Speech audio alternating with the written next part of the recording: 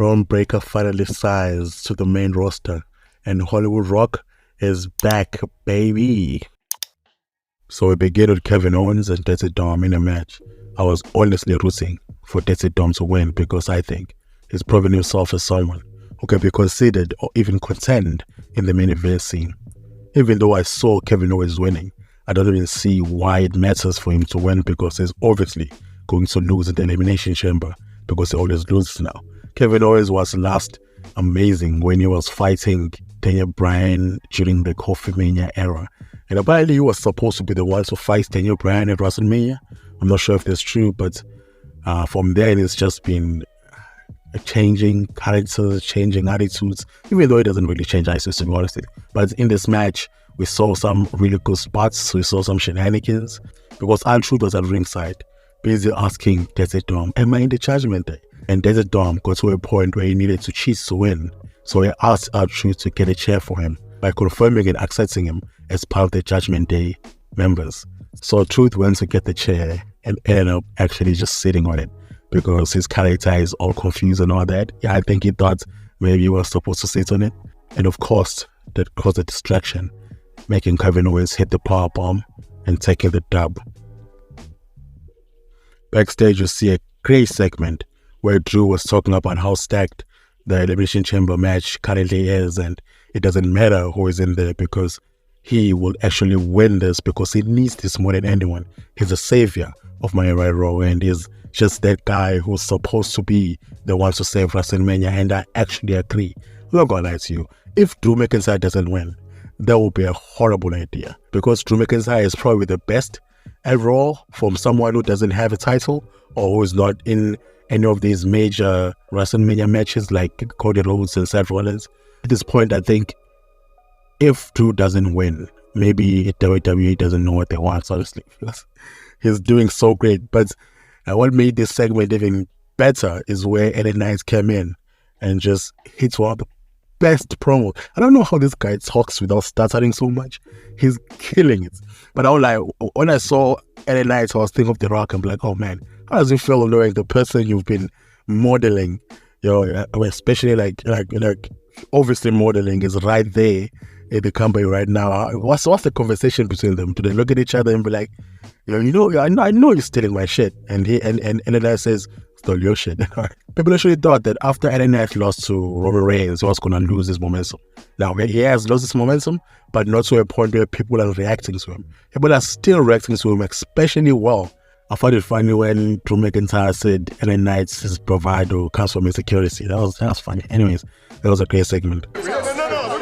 Also backstage, you saw AJ Styles trying to be The Rock by slapping Carl Anderson, and it's just funny because to me it just seemed like one of the goofiest rivalries in the world, because I like why they're fighting about. Are we trying to have AJ Styles fight one of his members? Is this where we're going with AJ Styles, or are they trying to revamp or rebrand and be meaner or anything like that? I don't know. It's funny.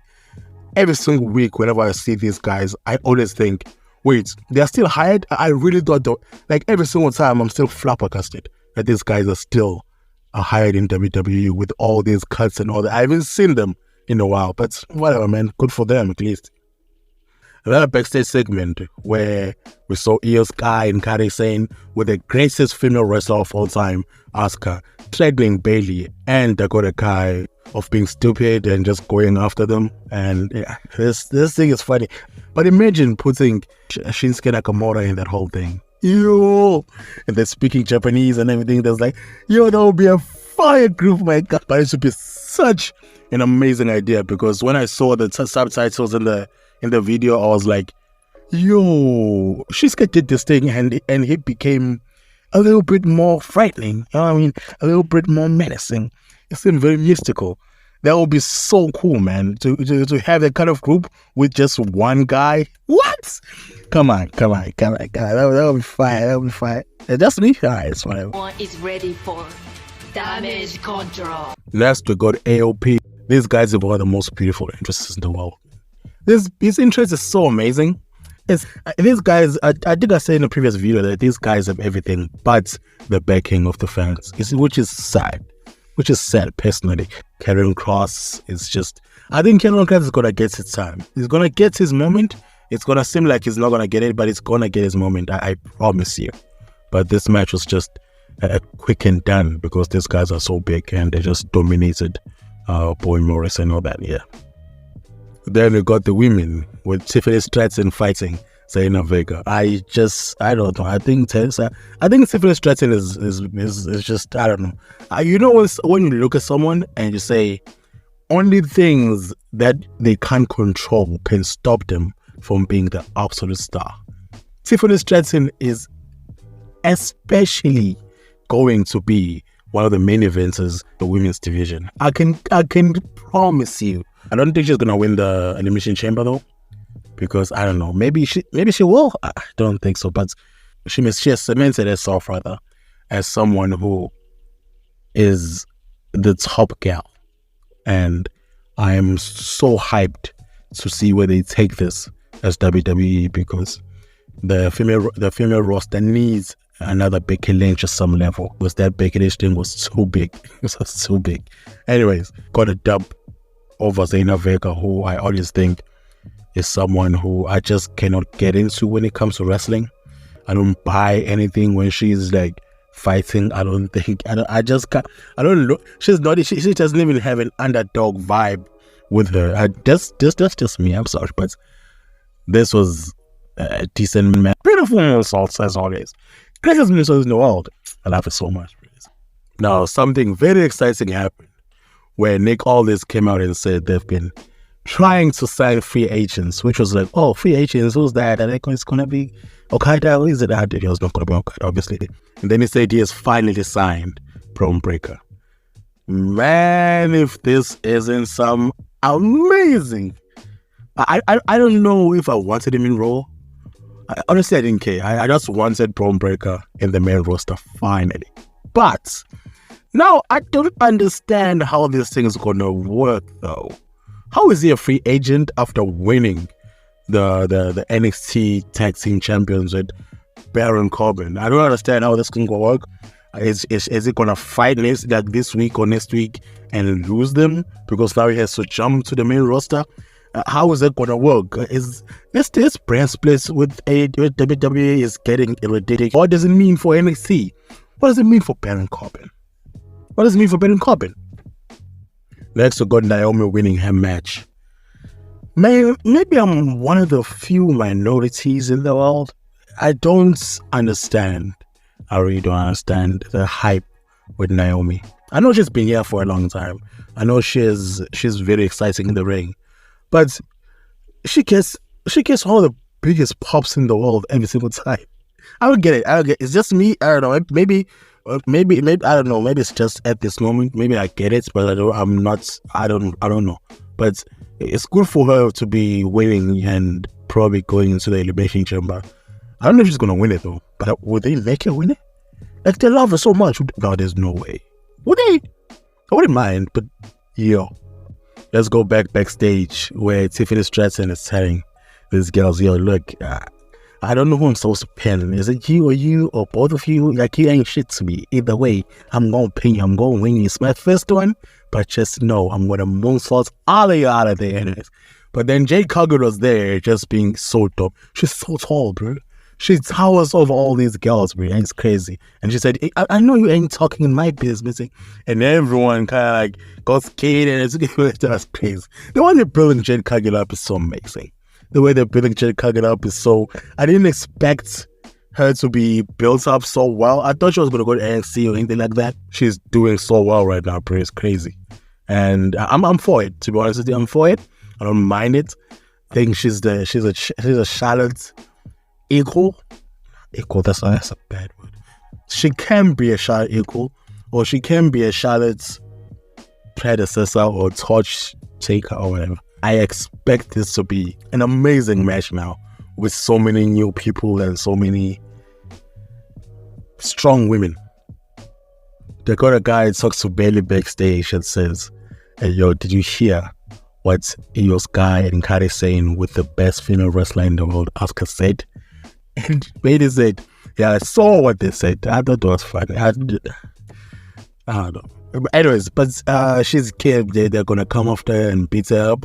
And Bayley saying, they're going to come after me too, but I don't trust you. I don't trust Dakota Kai too, to be honest with you. I think she's going to turn on her. I don't know. But I don't see it happening.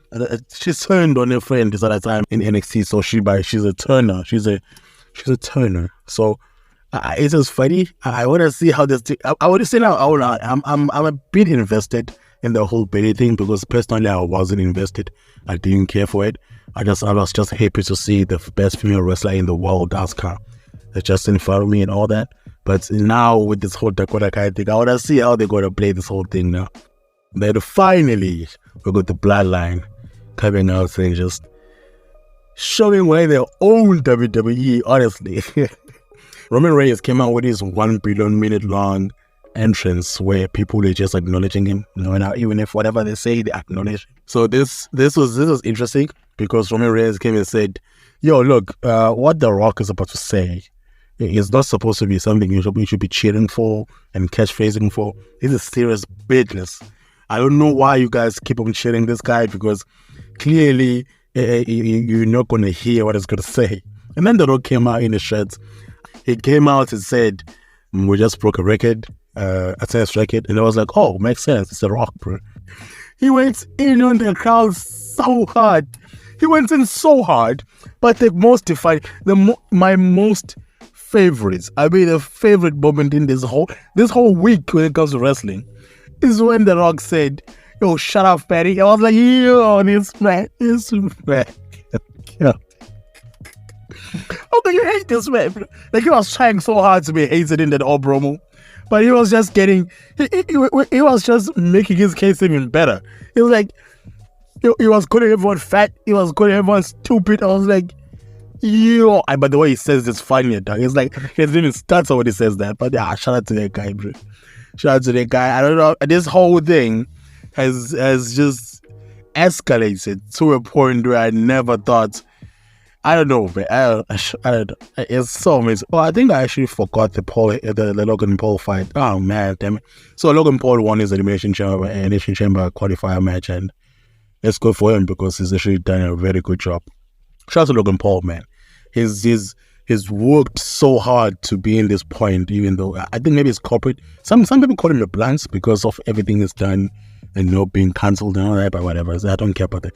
Go back to the Bloodline. These guys have been cooking so well. I wonder how Paul Heyman feels with this whole thing happening. Is it his? No, it can't be. Wait, can it be his idea? Because even though The Rock is big, I don't think it's big decisions like that. Is it? I don't know. And I thought Triple H was gonna come out. I thought he was gonna talk shit to Triple H. It didn't happen. Yeah, I think we're getting a triple threat. I definitely think we get a triple threat at WrestleMania, and I'm here for it. I'm here for it, and most likely Cody's gonna pin The Rock.